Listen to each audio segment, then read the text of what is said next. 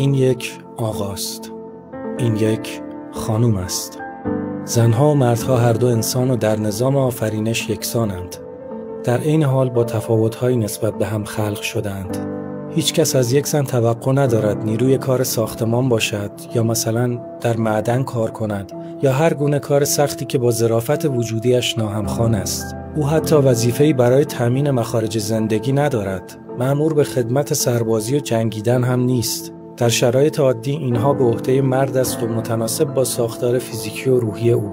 پس آیا ممکن است زنها نیز متناسب با ساختار وجودیشان تکالیفی به عهده داشته باشند؟ مثلا وزن تکلیفشان در امری همچون پوشیدگی بیشتر باشد؟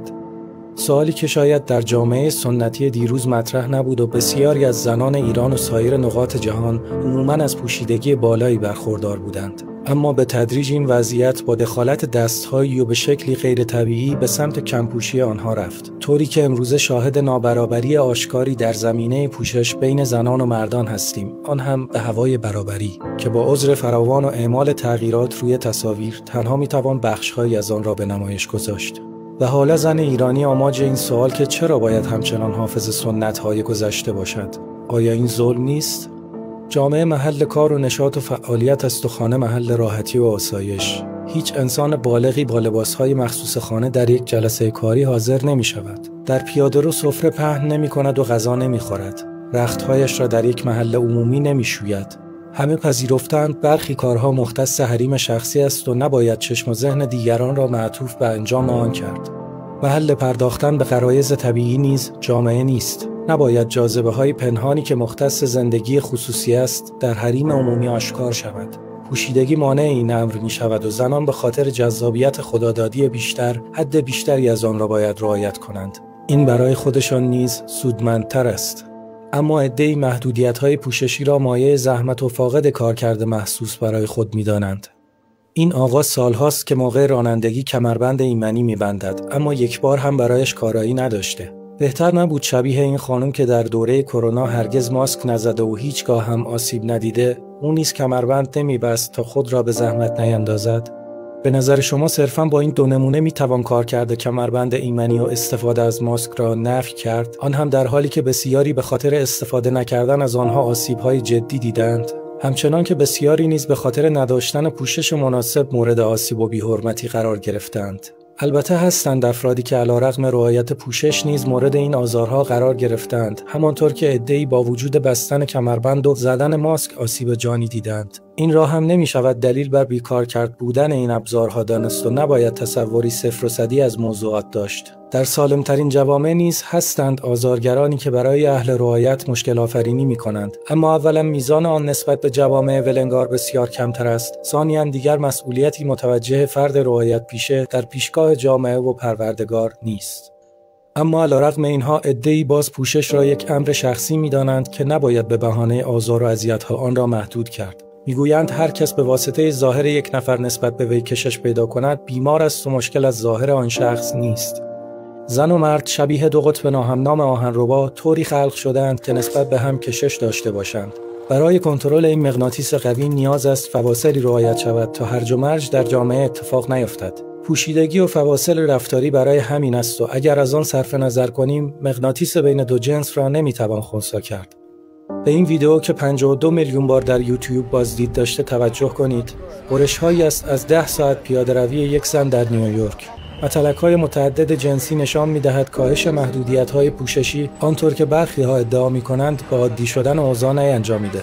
مستندات و گفته‌هایی که این مطلب را تایید کند هم بسیار است. فی‌المثل توییت رئیس جمهور فرانسه که گفته زنان بیشتر و بیشتری از ترس اینکه مورد حمله قرار گیرند دیگر جرأت سوار شدن به وسایل نقلیه عمومی را ندارند. یا حرفای این بازیگر آمریکایی I've been harassed and you know what? I'm just like you. Because what happened to me behind the scenes happens to all of us in this society. حتی اگر دیدن مناظر غریزی و پوشش‌های ناکافی برای افراد جامعه عادی شده باشد، نمی‌توان آن را وضعیتی مطلوب دانست، بلکه نشان از ابتلاع آن جامعه به مشکلات عمیق‌تری دارد.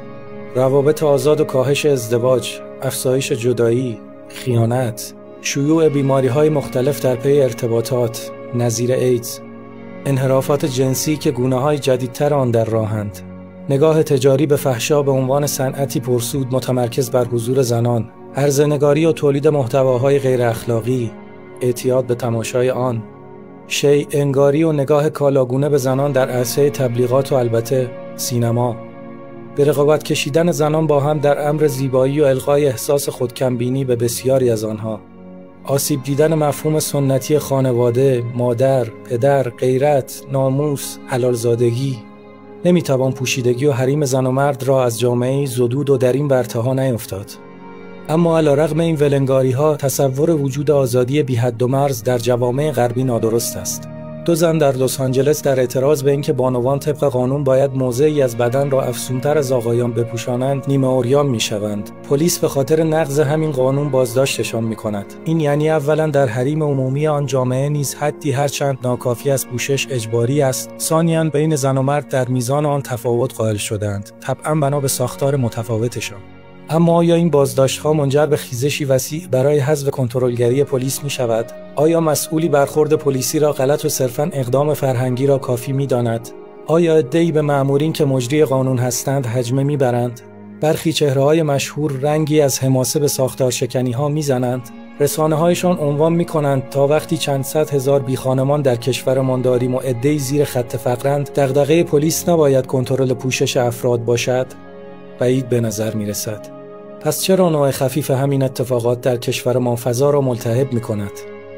به خاطر تلاش‌های امثال این چهره و رسانه‌هایی که مجری سیاست‌های فرهنگی بیگانه‌اند، همان بیگانگان که سرآمد جنگ و کشتارند، اما همزمان نگران حقوق زن ایرانی که مبادا با پوشیدگی بیشتر تضییع شود. زن، زندگی، آزادی. فریاد امروز چنین جماعتی برای آزادی زن ایرانی حتما در پی منفعتی است. همان آزادی که یک دهه قبل یواشکی بود و حالا علنی دعوت به برهنگی می‌کند. بیایید به سالهای متمادی که پیش از این یک دهه بدون بحرانسازی بر سر پوشش گذراندیم نگاه کنیم. آن روزها زندگی جمعی گرمتری داشتیم یا حالا که نوع حضور برخی در اجتماع باعث آزردگی برخی دیگر و فاصله گرفتنشان از محیط‌ها شده؟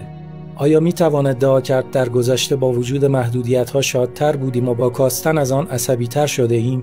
اگر پاسخ مثبت است، باید از خود بپرسیم چرا؟